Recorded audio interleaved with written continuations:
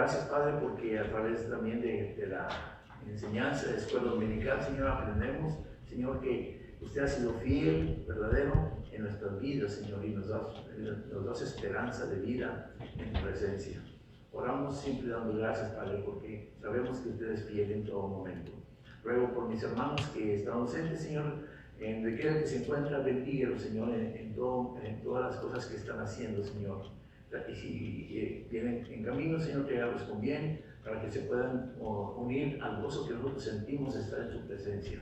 Por mis hermanos ya presentes, le doy gracias, Señor, porque has puesto en sus corazones el deseo de estar en tu presencia. Oramos dando siempre gracias en el nombre de tu Hijo amado, Cristo Jesús. Amén. Amén. Amén. La humildad exige fidelidad a Cristo. Entonces, este es el punto principal de nuestra clase. La humildad. La aplicación para la vida. ¿Alguien quiere leer, por favor, la aplicación para la vida? Para ver exactamente de qué se va a tratar. Adelante. Uno de los fenómenos visibles en la sociedad actual es el de los followers, seguidores. No solo se trata de seguir a alguien, sino de buscar seguidores. De manera consciente o inconsciente, vemos a personas que buscan la atención de decir de distintas maneras, mírame. Esto refleja una tendencia a buscar la gloria humana, lo cual termina en una grave enfermedad espiritual, el orgullo. El antónimo del orgullo es la humildad. Esta virtud no es solo un rasgo del carácter, sino una gracia del Señor que debe ser cultivada en lo más profundo del corazón del cristiano. La humildad es una forma de vida que nuestras comunidades, porque al fin y al cabo es la manera de vivir de aquellos que han sentido el peso de la gloria de Dios en sus corazones.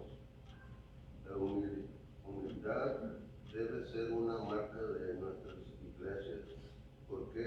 Porque la humildad es el fruto de aquellos que son nutridos constantemente por el poder transformador del Evangelio. No se trata de fingir modestia, sino de vivir bajo la realidad que toda la gloria pertenece al Señor. Es tiempo de cultivar humildad con la ayuda del Señor. Amén. Gracias, hermano. Aquí hay la palabra que el hermano estaba leyendo, era los followers o los seguidores. ¿Dónde hemos escuchado estas palabras? No está en la clase, pero hemos escuchado estas palabras. Dice que hay personas que buscan followers o buscan seguidores. ¿En dónde hemos escuchado esto?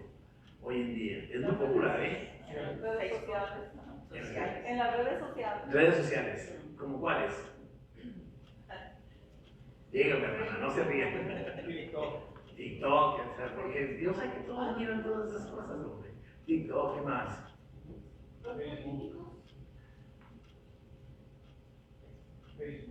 TikTok, en todas las plataformas, ¿verdad?, de que están en las redes sociales. TikTok, Facebook, YouTube, Instagram y todas esas cosas. Personas que suben videos y suben un contenido de todo tipo, de toda índole, que se suben en estas redes sociales y siempre con la finalidad de tener seguidores o tener vistas. También hay quienes dicen que teniendo entre más seguidores o más vistas hechas por un video hecho por la persona, pues tiene una remuneración económica. ¿Verdad? También me dicen entonces que también los políticos también lo tienen, ¿verdad? Pero más que nada buscan muchos seguidores en un momento dado y al rato se olvidan de ellos. Y a veces de aquí en cuanto a cuestiones de seguidores, mis hermanos, siempre hay personas interesadas en buscar siempre tener a alguien que los mire, que les dé opiniones o que nos ayude a crecer y cosas por el estilo. Pero que hay un problema. que muchas veces entre más seguidores se tiene la persona, dice que se cae en el orgullo. Entre más personas nos miran, entre más personas nos siguen o más personas miran nuestros contenidos, nos sentimos con una actitud de orgullo, somos orgullosos por lo que hemos logrado, y ese es un riesgo muy grande. Una de las cosas que nos dice la clase, lo que el hermano acaba de leer, dice que lo contrario, eso quiere decir antónimos. La palabra antónimos quiere decir que, de una palabra que quiere decir lado contrario. El antónimo del orgullo, ¿cuál es? La humildad. Y eso es a lo que la palabra del Señor nos llama, a buscar humildad delante de Dios. No ser orgullosos delante de Dios, porque esto en verdad no nos ayuda. Entonces, una de las cosas que nos llama el Evangelio es que seamos mansos y humildes como el Señor Jesús, ¿verdad? Y en la clase va a retomar este tipo de enseñanza. Dice, la humildad es una forma de vida característica de nuestra comunidad, porque al fin y al cabo es la manera de vivir de aquellos que han sentido el peso de la gloria de Dios en sus corazones. La humildad debe ser una marca de nuestra iglesia. Entonces, ¿qué debe ser esto, hermanos? Una forma de vida. La humildad en nosotros no debe ser algo que nosotros nos esforcemos por hacerlo, sino simplemente que ya cuando hemos sido transformados debe ser una forma de vida delante de Dios. Ahora, esto no requiere ni debe de ser forzado. Esto debe de ser algo consciente en nuestra vida, no por pensamiento, sino por sentimiento. ¿Por sentimiento por qué? Porque ¿a quién quieres agradar en el Evangelio? ¿A quién debemos agradar en el caminar en el Señor? A nuestro Dios. Ahora, el Señor también nos acepta, nos ha perdonado, y el Señor nos da mucho de su palabra y de su amor. Pero Él también nos dice, esta es la forma en que a mí me agrada que camines a mi lado. Y no de la forma como el mundo lo hace, con orgullo, con arrogancia. Entonces, ese tipo de actitudes delante de Dios no son muy agradables. Vamos al libro de los Corintios, capítulo 3. Primero de los Corintios, capítulo 3. Y vamos a ver algunos versículos, desde el verso 18 al 23. En este capítulo son los últimos versículos. Si tienen su Biblia, si tienen el libro de clase, está bien. Entonces, 1 Corintios 3, 18 al 23. Y dice de esta manera, voy a leerlo y ustedes me siguen y después vamos a leer lo que nos dice en la clase. Dice, nadie se engañe a sí mismo. Si alguno entre vosotros se cree sabio en este siglo, hágase ignorante para que llegue a ser sabio. Porque la sabiduría de este mundo es insensatez para con Dios, pues escrito está, Él prende a los sabios en la astucia de ellos. Y otra vez, el Señor conoce los pensamientos de los sabios que son vanos. Así que ninguno se gloríe en los hombres, porque todo es vuestro, sea Pablo, sea Apolos, sea Cefas, sea el mundo, sea la vida, sea la muerte, sea lo presente, sea lo porvenir, todo es vuestro, y vosotros de Cristo y Cristo en Dios. Cuando aquí el apóstol habla de esta forma, habla de una forma que no podemos entender realmente a qué se está refiriendo, y que requiere que nosotros nos expliquen, nos amplíen más el panorama a lo que el apóstol nos está hablando de esta manera. Y ahí hay 3 puntos que usted puede ver en su libro de clase, y ahí lo podemos ver. Dice, para el cristiano, el autoengaño no debe ser tolerante. Ese es el primer punto. Segundo punto es, para el cristiano, la sabiduría de este mundo es vana. Y tercer punto es, para el cristiano, una vida sabia significa vivir sabiendo que pertenecemos a Dios. Entonces, esos 3 puntos, vamos a leer, desglosar lo que nos dicen la enseñanza de este día. ¿Alguien quiere leer, por favor, los pactos que acabo de decir? Un hermano, una hermana, ¿quién? Adelante. Adelante, hermano. Adelante. Nadie se engaña a sí mismo. Si alguno entre vosotros se cree sabio, en este siglo hágase ignorante, para que llegue a ser sabio, porque la sabiduría de este mundo es insensatez para con Dios. Pues escrito está, Él prende a los sabios en la astucia de ellos. Y otra vez, el Señor conoce los pensamientos de los sabios, que son vanos. Así que ninguno se gloríe en los hombres, porque todo es vuestro.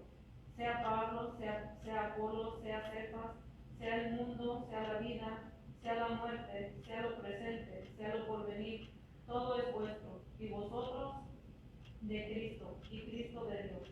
Amén. Y Cristo de Dios. Sí, creo que sí. El primer punto con el que estábamos hablando. Para el cristiano el autoengaño no debe ser tolerado. Vamos a ver, el autoengaño. Habla de esto. ¿Qué dice ahí la explicación? ¿Alguien quiere ver? Sí. Dice, para el cristiano el autoengaño no debe ser tolerado. Nadie disfruta con ser engañado. El engaño es un fruto que proviene del error o de querer diluir la verdad. Es profundamente triste ser engañado y peor aún, engañar a otros. Entre las peores formas de engaño está el autoengaño, que brota del orgullo y de una sabiduría moldeada por este mundo. Cuando alguien se autoengaña, pierde de vista la realidad de las cosas y se aferra a ilusiones que no pueden sostenerse ante Dios. El mundo caído considera que seguir a líderes o buscar seguidores es sabiduría. No se puede dejar que esas ideas entren a los hogares cristianos ni a la iglesia. La vida cristiana se define por una vida que ha sido rescatada por Dios, por lo tanto, pertenece a Él y a nadie más. Rechazar el autoengaño es aceptar la verdad del Evangelio en la mente y en el corazón. Para el cristiano, la sabiduría de este mundo es vana. Vivimos en una época de sobreinformación donde abundan datos, opiniones y teorías que no siempre son verdaderas. Todas las ideas que no están fundamentadas y moldeadas por el Evangelio son vanas, pues carecen de valor eterno. La sabiduría de este mundo es insensatez porque se desarrolla en corazones orgullosos que buscan la aprobación. Ponen la esperanza en líderes, ideologías o modas que carecen de sustento espiritual. Esta sabiduría busca que personas espiritualmente ciegas sigan a personas también ciegas. La verdadera sabiduría está en el Evangelio de Jesucristo, pues Él es el autor y consumador de la fe. Hebreos 12:2. Este Evangelio es el poder de Dios que libera al pecador, la redime y lo lleva a descansar en Cristo, haciéndolo libre de la trampa de la sabiduría vana de este mundo. Para el cristiano, una vida sabia significa vivir sabiendo que pertenecemos a Dios. La identidad del cristiano no está en buscar seguidores ni en seguir a hombres. El cristiano ya tiene todo lo que necesita para la gracia de Dios. Esta verdad nos lleva a vivir en profunda humildad. Cuanto más contemplamos la belleza del Evangelio, que Cristo murió por nosotros y nos hizo suyos, nuestra respuesta natural es adorarlo con humildad. Un cristiano vive en humildad porque sabe que su vida le pertenece a Cristo y Él es su mayor herencia. Una vida sabia no se preocupa por la aprobación humana ni la acumulación de seguidores, sino por llevar a otros a deleitarse en Cristo, reconociendo su señoría. Deleitarse en Cristo, reconociendo su señoría. Muy bien. Pero primeramente nos habla acerca del autoengaño, ¿verdad? Y habla acerca de que nosotros mismos nos engañamos con respecto a lo que nosotros creemos que está bien, ¿verdad? Y especialmente si hemos tenido un encuentro con Cristo y pensamos que estamos haciendo las cosas como Dios agrada. Escúcheme bien. El autoengaño es creer que cumplimos con Dios mientras vivimos en desobediencia. Y eso es lo que pasa en muchas vidas que dicen creer que aman al Señor, sirven al Señor, pero su vida generalmente dice todo lo contrario. si creemos en Dios, si hemos tenido un encuentro con Cristo, si hemos tenido conocimiento de su palabra y hemos acumulado mucho de su enseñanza, pero nuestra vida delante del Señor no es la más correcta, porque el Señor conoce nuestra vida hasta lo más íntimo de nosotros mismos. Y de esto nos habla la palabra de Dios en muchos de los pasajes en la Biblia. Por mencionar uno de ellos, por ejemplo, ustedes recuerdan allá por el libro de Primera de Samuel, habla acerca de cuando Dios da una orden a rey Saúl a través del profeta Natanael, que le dice que vaya a los amalecitas y destruya este pueblo, que lo destruya completamente. Dice hombres, mujeres, ancianos, niños, que destruya animales, que destruya la cosecha, que destruya todo lo que está en sus palacios, todo lo destruya y todo realmente lo borre, como dice el Papa, ¿verdad? Esa fue la orden que Dios da a Saúl a través del profeta. Una orden dada por Dios. ¿Y qué fue lo que hizo Saúl? No obedeció y acumuló tesoros, lo que él creía que era más valioso, y quiso engañar al Señor diciéndole, era para ti, Señor. Exacto. Conocemos bien la historia, ¿verdad? ¿Y qué pasó con Saúl? Creyendo que realmente él había obedecido a Dios en lo que el Señor le había mandado. Se autoengañó pensando que realmente él había obedecido tal cual como Dios lo deseaba, pero no fue así. Entonces, ¿qué fue lo que sucedió después con Saúl? ¿Cuáles fueron las consecuencias de esto?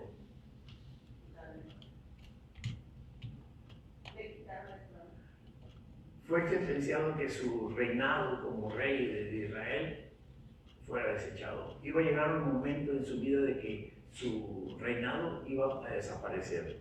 Fíjense que una de las cosas que había sido prometida al pueblo de Israel era que iban a tener un rey. Pero cuando Dios promete algo, no solamente es darles un puesto o una importancia a cierta persona, sino que en el caso de Saúl, el hecho de que haberlo desobedecido, manda un mensaje a través del profeta y le dice que su reinado iba a terminar. Mas no fue así con David. ¿Sí recuerdan de David? David fue un hombre que fue elegido por Dios y que dice que, nos dice un versículo muy importante que dice que David era un hombre de acuerdo al corazón de Dios, ¿verdad? Entonces fue elegido desde muy joven para suceder a Saúl en su momento, para ser rey de Israel. Pero, oh sorpresa, también David desobedeció a Dios. ¿Qué fue lo que pasó con David? En desobediencia. Ya lo vimos, la desobediencia de Saúl, ahora que fue la desobediencia de David.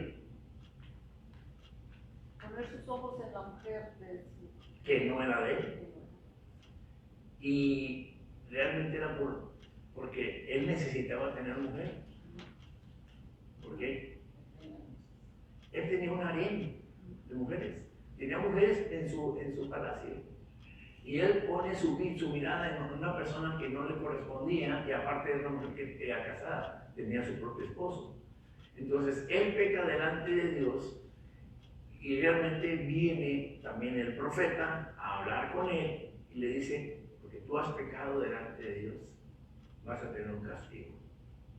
Entonces, ¿pero qué fue lo que llevó a David a pecar delante de Dios? Pensar que él estaba completamente... que se lo merecía. Sí. ¿Perdón? Pensar que se lo merecía, porque como ya fui a pelear. ¿Y eso nos lleva a qué es? Eso nos lleva a autoengaño. Sí. Pensar que como era rey o puesto por Dios y que había recibido muchas bendiciones y que él estaba haciendo la voluntad de Dios, pues él tenía la oportunidad de elegir, de tomar decisiones por sí mismo. Pues no, tenía que obedecer la voluntad de Dios. Además, como reyes, tanto Saúl como David eran personas que estaban siendo guiados espiritualmente hablando por profetas. Dos profetas diferentes que los estaban guiando en cuanto a lo que Dios necesitaba y quería darles como instrucciones para que pudieran dirigir su pueblo, que Dios siempre tenía el control de su pueblo. Quería tener también que los líderes que servían al frente del pueblo, pues lo obedecieran primeramente a Dios, porque ellos habían sido puestos por Dios. Ahora, ¿cuál fue el castigo para David? ¿Cuál fue el castigo? Le dijo que iba a fallecer su hijo. No le dijo. Ahí está su hijo. No le dijo. No, pero no causó que hiciera más pecado al matar al esposo de la mujer. Bueno, eso fue parte de que la trama que hizo David al enviar a matar al esposo era para cubrir su pecado, ¿verdad? Pero no, ¿cuál fue el pecado hacia David? ¿Cuál fue el anuncio dado por el profeta para David?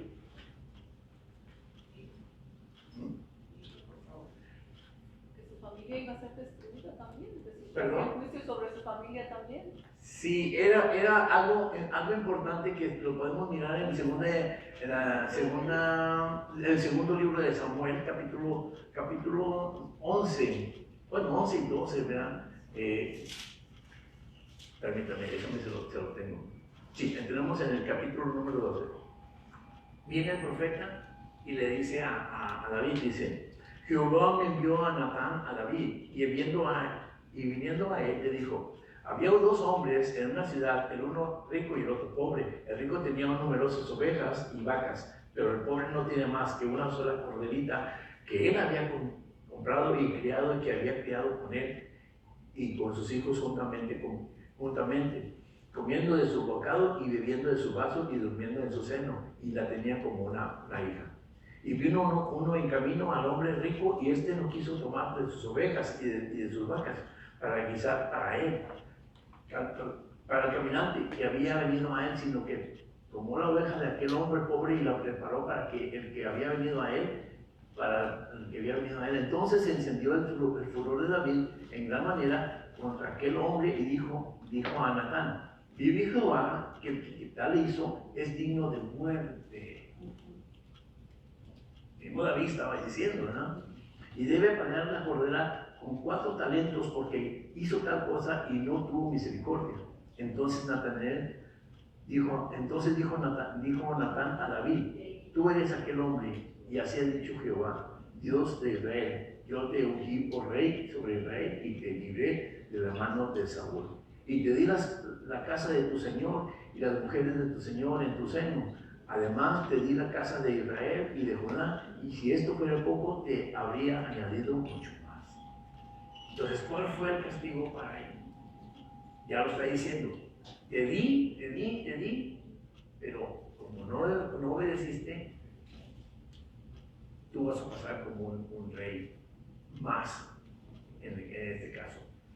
La diferencia entre Saúl y el referente con David fue que el reinado de David murió, o sea, terminó, ni su descendencia ni nadie siguió el reinado. Más sin embargo, con respecto a David, sabemos que el reinado de David prosiguió a través de generaciones tras generaciones. No a través de sus hijos, porque uno de los hijos quiso ser un rey, pero no le fue permitido. Pero realmente la descendencia de David vino a través del Señor Jesucristo. Entonces el reinado de David prosiguió a través del linaje del Señor Jesús. Y a través de esas cosas, mis hermanos, podemos encontrar que nos engañamos. Tanto Saúl como David tuvieron ese error que cometieron en sus vidas y se equivocaron delante de Dios. Entonces mismo Señor Jesús se los dice a los escribas y a los fariseos, que en su momento se los dijo, les dice, paredes blanqueadas. ¿Por qué? Porque sabían de mucho de las leyes, y ellos mismos las cumplían, la oración, el ayuno, el hacer proselitismo, o sea, enseñar y todas las cosas que se requerían ser líder espiritual, pero realmente en su interior no cumplían con lo más íntimo entre personas en obediencia delante de Dios. Y el mismo Señor Jesús se lo dijo. Paredes blanqueadas, porque por fuera son unas cosas, pero por dentro están muertos. Entonces, aquí, en estos tres casos podemos mirar que nos autoengañamos, porque es el punto que estamos mirando, como hijos de Dios, pensamos que estamos caminando en obediencia y por conocer tanto, y somos fieles delante de Dios, creemos que estamos bien. Pero tengamos cuidado porque realmente nosotros podemos tropezar en lo más íntimo. Y tal vez nosotros como hombres no nos vamos a dar cuenta de lo que un hermano o una hermana, por qué causa cae en pecado delante de Dios. Tal vez no, pero Dios sí lo conoce. Dios sí sabe cuáles son nuestros fallas, nuestros defectos. Y también sabe nuestras virtudes, por supuesto, pero a la misma vez, si nosotros nos descuidamos, podemos caer en pecado delante de Dios. Ahora, dice que también un cristiano la sabiduría de este mundo es vana. La sabiduría, podemos adquirir mucho conocimiento, mucha preparación, mis hermanos, también. Pero en esta cosa, dice el apóstol en el versículo 19 que acabamos de leer, dice, porque la sabiduría de este mundo es insensatez para con Dios, pues escrito está, Él prende a los sabios en la astucia de ellos. Y otra vez el Señor conoce los pensamientos de los sabios que son vanos. Vanidad, vanidad de vanidad, dice Salomón, el rey Salomón. La vanidad que invade nuestra vida, invade nuestro ser. Cuando pensamos que todo lo tenemos, todo lo podemos, todo, tenemos el control de todas las cosas. Y este es un engaño también de nuestra vida. Porque nos sentimos tan seguros y pensamos que nada puede dañar nuestra vida, tanto física a veces, tanto espiritual a veces también. Pero en verdad, mis hermanos, si nos descuidamos delante de Dios, caemos en ser arrogantes, ser insensatos, no tener un corazón como el del Señor Jesús, noble, sencillo, humilde delante de Dios. Y también nuestra creencia es pasajera, porque queda aquí. Nosotros somos los que pasamos. Y nuestro legado o nuestro pecado sigue a través del tiempo. Entonces, mis hermanos, nosotros tengamos cuidado porque dice que esto es insensatez para con Dios y Él prende a los sabios en astucia con ellos. Entonces estamos hablando que es Dios el que va a evaluar nuestro conocimiento, nuestra conducta, nuestra manera de pensar y de comportarnos. Otro punto que podemos mirar y que acaban de leer es, para el cristiano, una vida sabia significa vivir sabiendo que pertenecemos a Dios realmente. Y es lo que hemos oído y nos han enseñado y hemos aprendido por muchos años. Realmente, como hijos de Dios, tenemos que reconocer que Dios es el creador de todas las cosas y dueño de todo, ¿verdad? Eso lo sabemos. Pero nosotros tenemos que aprender, mis hermanos, que todo lo que nosotros hemos adquirido, todo lo que hemos poseído a través de los años, es solamente por la voluntad de Dios, por la bendición de Dios, no por nuestros propios medios. Entonces, realmente nosotros tenemos que poner conciencia de que el Señor es el dueño de todas las cosas. El Salmo número 24 nos dice de esta manera: de Jehová son la tierra y su plenitud, el mundo y los que en él habitan. Entonces nosotros no somos dueños de nada. Nosotros solamente somos administradores de la multiforma formas de las cosas que el Señor nos ha dado. Entonces nosotros, mis hermanos, realmente somos copartícipes con nuestro Señor Jesucristo. Nos engañamos a nosotros mismos cuando pensamos que nosotros podemos tener el control, el conocimiento y de todas las cosas que Dios nos ha dado a que nosotros lo cuidemos.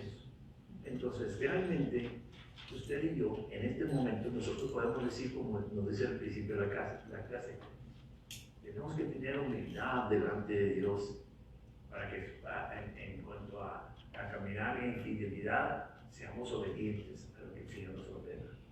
Porque entonces, si no tenemos, sino en nuestra vida nos viene el orgullo, también nos lleva a la vanagloria, y por último también nos lleva a pensar que nosotros tenemos el control de todas las cosas, estamos engañados.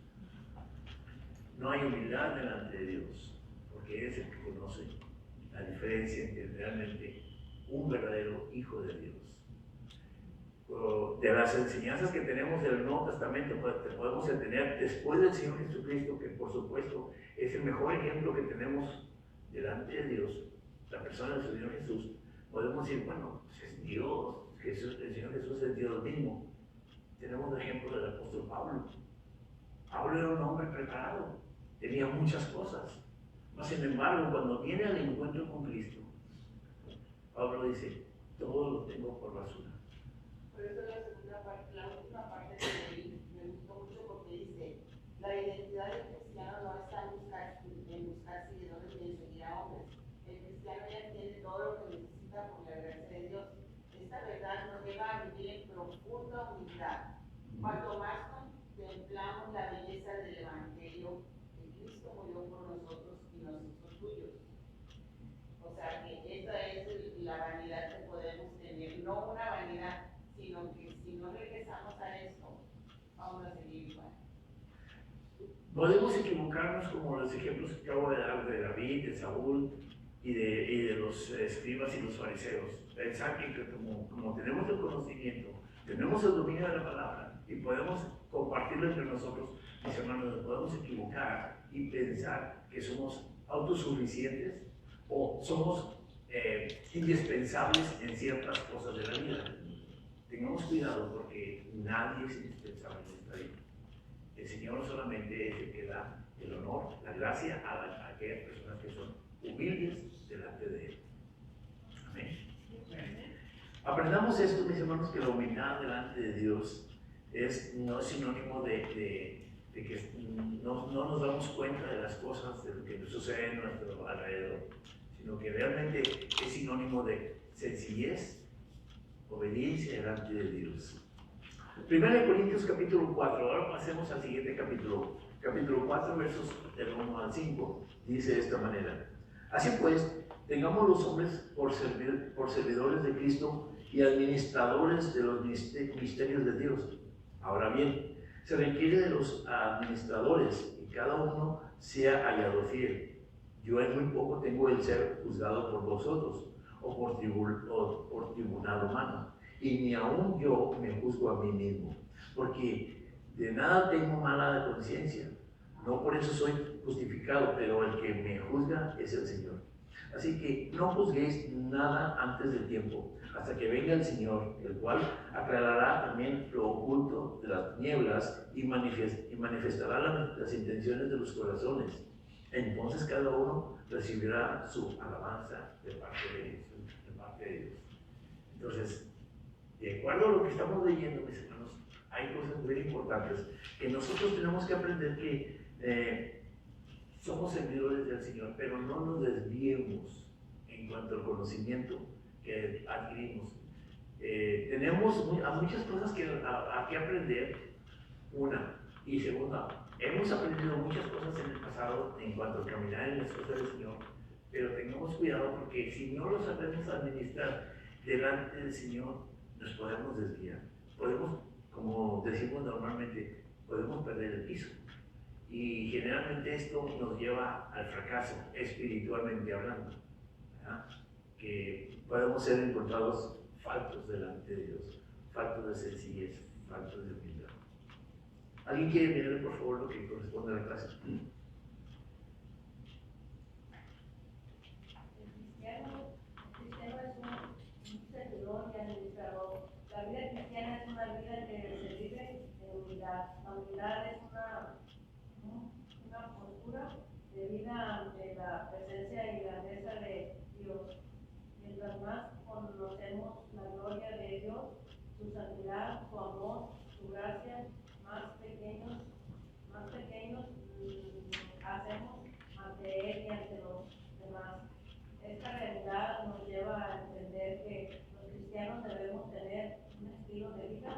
que refleje claramente que somos siervos, servidores, una vida en unidad y caracteriza por servir a Dios y servir a otros, dando a conocer las verdaderas del Evangelio con textos específicos. Ser servidores implica administrar con responsabilidad las verdaderas reveladas por Dios. Estas verdades están contenidas en la Escritura y los cristianos somos responsables de dar a conocer a otros la profundidad del amor de Dios en Cristo, es decir, ese gran misterio reveló en la palabra de Dios, Efesios 3, 18 y 19. El cristiano es un servidor y administrador fiel. La forma en que comunicamos las verdades del Evangelio y servimos a los demás está marcada por nuestra fidelidad a Dios. Esta fidelidad no es un mero cumplimiento religioso, sino más bien un testimonio de amor por haber sido redimidos por la sangre de Cristo, dado que somos y pertenecemos a Cristo. Cada creyente es un siervo llamado o ser hallado fiel a su Señor. 1 Corintios 4:2. Somos fieles a Dios y a la vocación que Dios nos ha dado para servir a los demás en el lugar donde Dios nos ha puesto. Esta fidelidad viene de entender profundamente quién es Dios y lo que Él ha hecho por nosotros. Dios es fiel y en Dios hasta a su Hijo Jesucristo a vivir y morir por pecadores infieles. Somos fieles a Dios porque hemos entendido las verdades del Evangelio en nuestros corazones. De esta manera podemos administrar a dar a conocer las verdades del Evangelio a todos aquellos que nos rodean. El cristiano es un siervo fiel cuyo corazón es cuidado por Dios. La vida espiritual del creyente no se mide por la opinión humana, sino por la palabra de Dios. El cristiano está unido a Cristo, por lo tanto, la conciencia del creyente se fundamenta en la verdad revelada en la Escritura y no en conceptos populares o modas culturales. En una sociedad que se opone a la palabra de Dios, no debe sorprendernos que encontramos oposición a nuestra predicación. Sin embargo, es oposición no inválida nuestra misión, sino que nuestra fidelidad y redención de cuentas es solo a nuestro Señor. Tanto el contenido como la forma de nuestra predicación deben ser sujetas al juicio y a la palabra de Dios. Es importante que esta enseñanza modele la forma e intención de nuestro servicio hacia los demás. El Evangelio, en el poder del Espíritu Santo, debe moldear constantemente la manera en que predicamos y servimos en el hogar, los estudios, en el trabajo y en toda relación interpersonal. La fidelidad nota el corazón transformando y el sello de su siervo. Dios siervo fiel. Siervo fiel. Gracias, mi hermana. Bien, aquí el apóstol empieza hablando acerca de que nosotros somos servidores, ¿verdad? Servidores y administradores de las cosas que el Señor nos ha dado. Para empezar, tenemos que entender primeramente qué es un servidor. Porque habla de estas dos palabras, servidores y administradores. Bueno, un servidor es una persona que está bajo órdenes de una persona que tiene más alto rango que nosotros y que no busca tampoco gloria personal, ¿verdad? Siempre está muy consciente de cuál es su posición, delante de la persona a la cual sirve y hace la voluntad de la persona que lo dirige, a la cual sirve el servidor. O sea, siempre tiene muy consciente cuál es su posición en cuanto a lo que ha sido contratado, hablando de las cosas terrenales. Pero en las cosas espirituales siempre tenemos que tener muy en cuenta a quién servimos, en dónde estamos y qué es nuestro servicio delante de Dios. Eso es lo que tenemos que aprender, ser un servidor. ¿Y qué es un administrador? Es aquella persona que realmente maneja todos los asuntos de alguna persona que tiene un puesto importante, pero que esta persona que administra, o sea, lleva el orden de todas las cosas en el cual se estaba manejando, tanto recursos humanos como los recursos administrativos, como recursos financieros y todo tipo de situaciones. Entonces, si usted, como dice el apóstol, nosotros somos, así pues que tengamos los hombres por servidores de Cristo y administradores de los misterios de Dios. Y aquí el apóstol hace referencia a esas dos cosas. Somos servidores de Cristo y administradores de todas las cosas que Dios ha creado. Entonces, Dios nos ha dado un compromiso y una responsabilidad a cumplir, en las cuales nosotros tenemos que poner empeño con respecto a lo que se nos está confiando. ¿Les recuerda a ustedes alguna cita bíblica con respecto a esto? En Edén, cuando el Señor les dijo a Adán y a Eva, Señor, Ese es uno de los ejemplos, en el principio, ¿verdad? En la creación. En el Nuevo Testamento, cuando el Señor Jesús habla acerca de los talentos, ¿verdad? Cuando el Señor Jesús habla acerca de que a una persona le digo, que dice que habla acerca de una parábola, de que como el Señor Jesús, mejor dicho, que una persona, un hombre, viene y le da a uno de sus siervos talentos, a uno le dio 5, 4 y así sucesivamente, ¿verdad? ¿Y cuáles fueron las respuestas en eso? La historia ya lo sabemos, que unos supieron administrarlo y otros realmente tuvieron un pensamiento muy diferente a lo que el otro administrador tuvo. Y eso llevó a consecuencias con respecto de cómo manejar las cosas que se nos confían a nosotros. Entonces, si nosotros somos administradores de las cosas que Dios nos ha dado, tengamos cuidado de cómo lo vamos a manejar.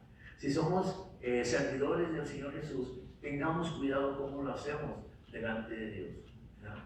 Porque si vamos a servir a Dios, ¿verdad? Entonces tengamos mucho cuidado, porque a las personas tenemos que respetarlas, saber sus condiciones. No todos aprendemos, no todos tenemos esa capacidad de conocer, de prepararnos y ir creciendo diariamente en nuestra vida.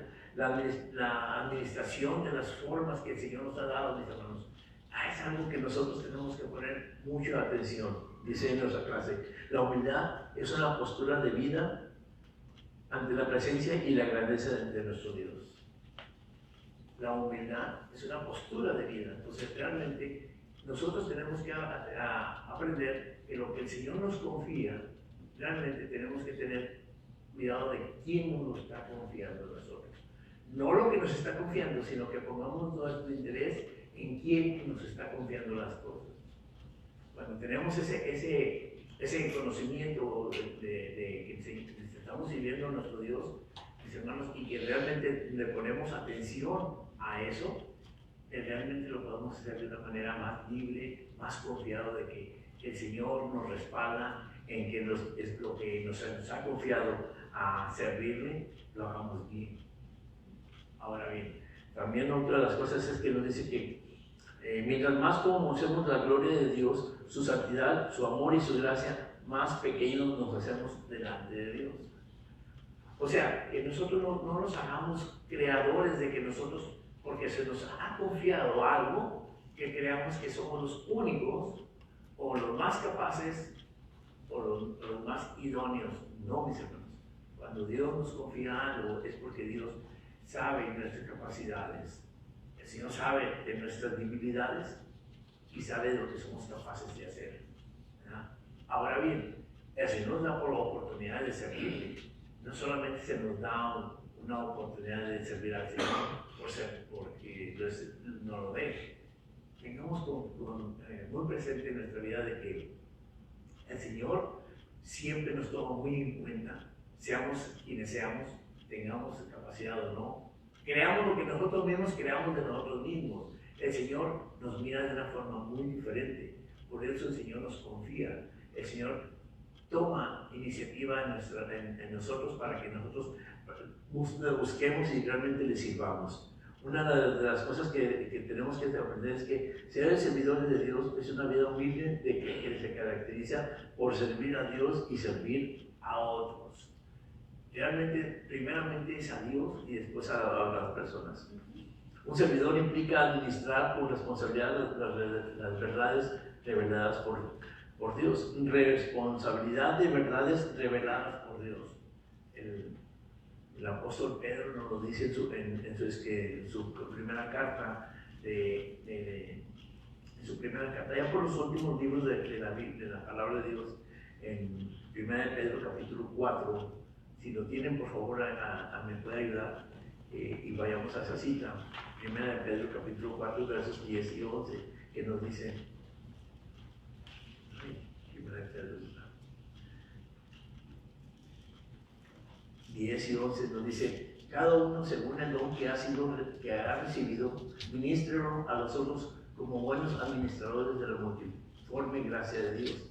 Si alguno habla, hable conforme a las palabras de Dios. Si alguno ministra, ministre conforme al poder que Dios da, para que todo sea Dios glorificado por Jesucristo, a quien pertenecen la gloria y el imperio por los siglos de los siglos. Entonces, realmente aprendamos que somos tomados en cuenta dentro del reino de Dios, todos y cada uno de nosotros. Está en nosotros en que si nosotros aceptamos servir a Dios, porque Él nos invita. Y realmente cuando lo queremos hacer, va a haber bendición de mil maneras. Y cuando me refiero a cuando lo queremos hacer, es tomando en cuenta con respecto a la parábola que el Señor Jesús decía, a lo que hice referencia hace un momento, de los talentos. A uno le dio 5 talentos, a otros 2, 3 y así sucesivamente. Y hubo uno al que ni hubo prosperidad ni hubo nada. Entonces, ¿cuál fue la palabra del Señor Jesús con respecto a esa enseñanza? Porque como dice el apóstol, aquí el apóstol, cada uno según el don que ha recibido, ministrelo a los otros conforme como buenos administradores de la multiforme gracia de Dios.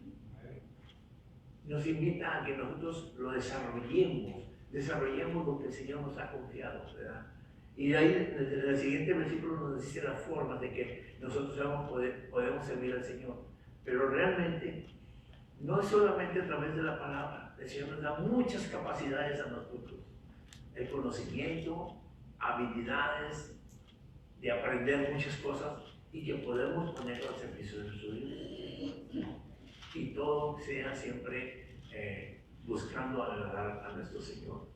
La otra parte que nos compartió la hermana es que el cristiano es un servidor, administrador y fiel, y es lo más importante. ¿Qué nos dice la palabra del Señor en Gálatas 2:20?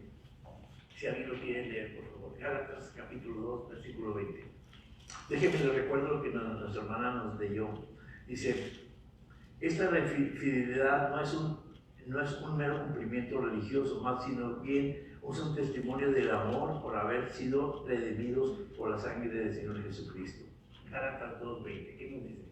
Con Cristo estoy juntamente crucificado y ya no vivo yo, mas Cristo vive en mí. Y lo que ahora vivo en la carne, lo vivo en la fe del Hijo de Dios, el cual me amó y se entregó a sí mismo por mí. Amén. Entonces, ¿qué dice el apóstol? Dice que con Cristo está juntamente crucificado. Ahora, ¿a qué se refiere el apóstol cuando habla de esta forma? Recuerda que es dándonos un ejemplo. Los padecimientos de que el Señor Jesús tuvo, Pues por supuesto que el apóstol no los puede igualar, porque él no podría resistirlos. Pero más sin embargo, en su calidad de ser humano, también estaba sufriendo por muchas cosas por causa del Evangelio. ¿Ya? Para él le estaba haciendo difícil servir al Señor, pero a la misma vez su fidelidad nunca decayó. Porque después de que haber tenido el encuentro con Cristo, fue fiel hasta la muerte. Y fue fiel en muchos aspectos de la vida. En administrar la palabra de Dios, en evangelizar, en ser fiel delante de Dios con respecto a sus compañeros, y en el lugar donde llegaba, aún estando preso, él compartía del Evangelio. O sea, nunca dejó de lado de servir a Dios, a pesar de lo que él estaba viviendo en vida propia, como persona, ¿verdad? Esta fidelidad viene de entender profundamente que quién es Dios y lo que Él ha hecho por nosotros. Dios es fiel y envió a su Hijo Jesucristo a vivir y morir por pecadores infieles. Somos fieles a Dios porque hemos entendido las verdades del Evangelio en nuestro corazón. De esta manera podemos administrar o dar a conocer las verdades del Evangelio a todo aquel que nos rodea.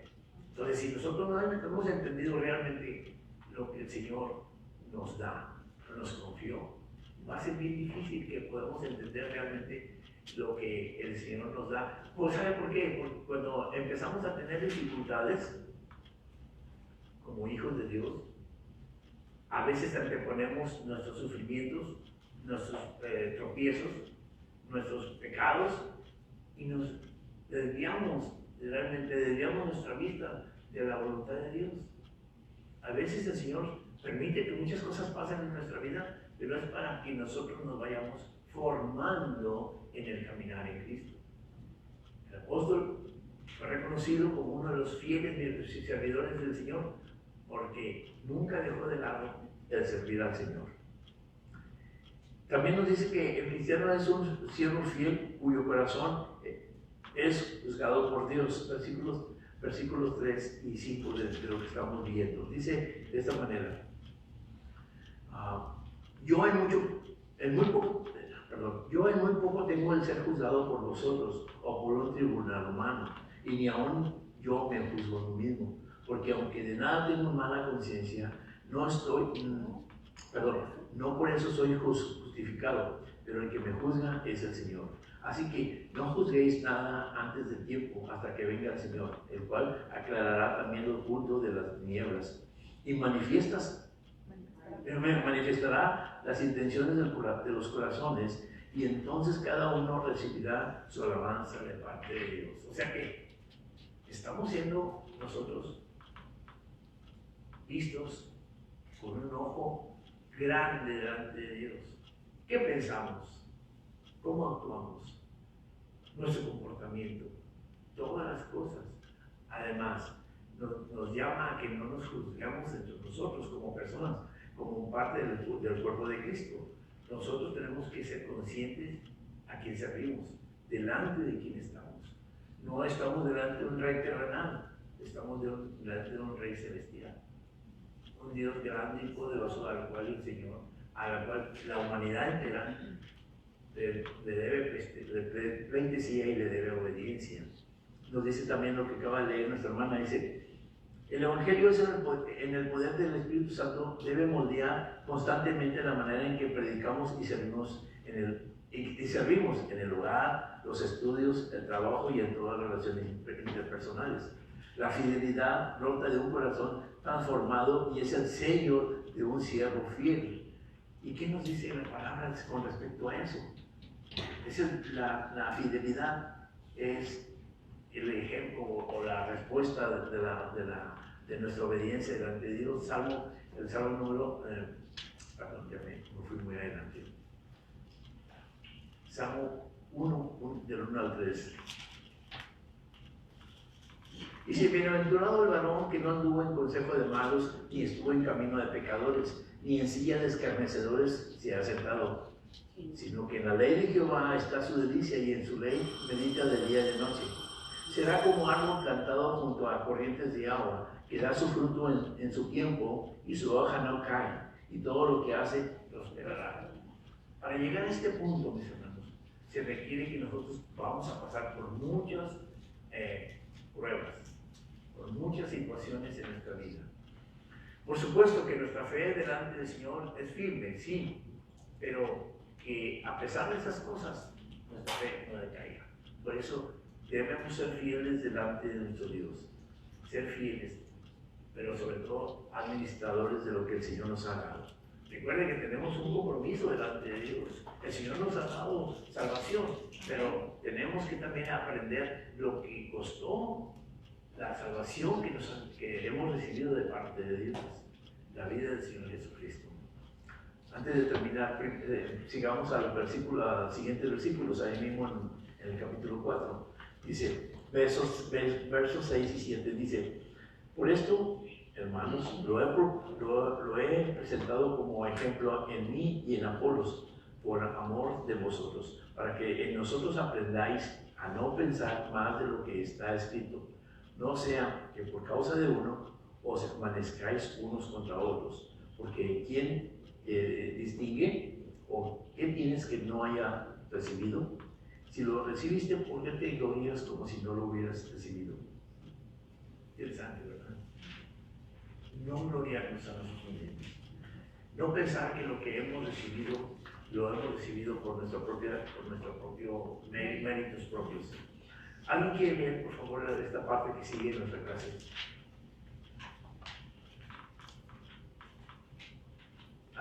¿Alguien quiere leer? Quien sea, mis hermanos. No importa que ya hayan leído. Lo que aprendemos debe ser una realidad en la vida personal. Lo que Pablo está enseñando acerca del servicio y la humildad es una realidad en su propia vida y en la de Apolo. Para enseñar correctamente, primero debemos aprender correctamente. Aprender la verdad bíblica es más que teoría. Implica que esa verdad ilumina nuestra mente, enciende nuestros afectos y nos lleva a vivir de acuerdo con lo que creemos y confesamos como cristianos. El vivir conforme a lo que creemos es una verdadera muestra de amor hacia la iglesia también, pues nuestras acciones hablan más fuerte que nuestras palabras. El cristiano debe pensar de acuerdo con la palabra de Dios. El orgullo espiritual crece al pensar más allá de lo que Dios ha declarado en su palabra. Cuando no vivimos de acuerdo con lo que la Biblia enseña, comenzamos a desarrollar todo tipo de enfermedades espirituales, desde el orgullo hasta la falsa humildad. Esta actitud coloca al yo en el centro de todo cuando debe ser Cristo el que ocupa ese lugar. Tristemente, el orgullo avanza cuando nos alejamos de la palabra de Dios y nos olvidamos quiénes somos y de quién dependemos. Por el contrario, la humildad crece en lo profundo del corazón cuando nuestros corazones son educados por la Biblia y nuestros pensamientos están siendo moldeados por ella. Somos personas creadas a la imagen de Dios y redimidas para ser conformadas a la imagen de Cristo. Y esta debe ser nuestra forma de vernos. Mientras más crecemos en el conocimiento piadoso de la palabra de Dios, más genuinamente serviremos en humildad al cuerpo de Cristo. El cristiano vive en humildad de acuerdo con lo glorioso que ha recibido. La salvación es un regalo inmenso de pura gracia que hemos recibido. Este don no nos hace superiores a otros, sino humildes. No podemos vivir en una actitud de superioridad hacia aquellos que también han sido redimidos por Cristo y adoptados por el Padre en el poder del Espíritu Santo. Todo lo contrario, es tan grande y gloriosa la salvación que hemos recibido que esto nos debería impulsar a servirnos en humildad unos a otros.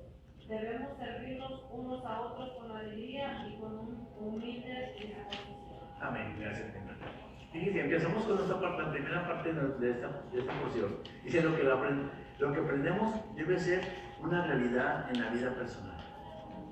Quiero que recordemos un dicho popular que no es bíblico, pero un dicho popular que dice que lo que bien se aprende nunca se olvida. Y esto podemos respaldarlo con algunos pasajes bíblicos que realmente cómo es las cosas que hemos aprendido. Santiago nos dice en su primera carta, perdón, en capítulo número 1, versículo 25, dice, más el que mira atentamente en la perfecta ley de la libertad y persevera en ella, no siendo oidor y olvidadizo, sino hacedor de la obra que este será bienaventurado en lo que hace. O sea que el Señor nos dice que lo que hayamos aprendido lo vamos a reforzar y vamos a tenerlo como muy presente, porque lo que si bien se aprende por práctica, jamás se olvida. Lo otro que aprendemos es que retengamos lo que el Señor nos dice. El apóstol nos dice en su libro también, capítulo 4, dice: lo que aprendiste y recibiste y oíste y viste en mí, esto hacer, y el Dios de paz estará con vosotros en todo tiempo. Entonces, todo lo que usted vea en el caminar del Señor Jesús, va a tener que aprenderlo y retenerlo, para que aprendamos realmente a ser obedientes, conforme a la voluntad de Dios, como el Señor nos va marcando el camino a seguir, no conforme al conocimiento que yo adquiero o conforme a mi voluntad. Porque recuerde que si lo hacemos de esa manera, caemos en lo que vimos en la parte anterior, el orgullo propio. Y esto nos lleva a tener un fracaso espiritual, de que nosotros vamos a perdernos en el caminar de Cristo. Hay muchas cosas que quisiera explicar, pero realmente, mis hermanos, lo que ya nos dice en nuestra clase el día de hoy, que el principio es la humildad delante de Dios. Ser humildes, sencillos delante de Dios, es darle la gloria y la honra a nuestro Dios. Que Dios les bendiga, mis hermanos, y nos vemos la próxima semana. Gracias, hermano.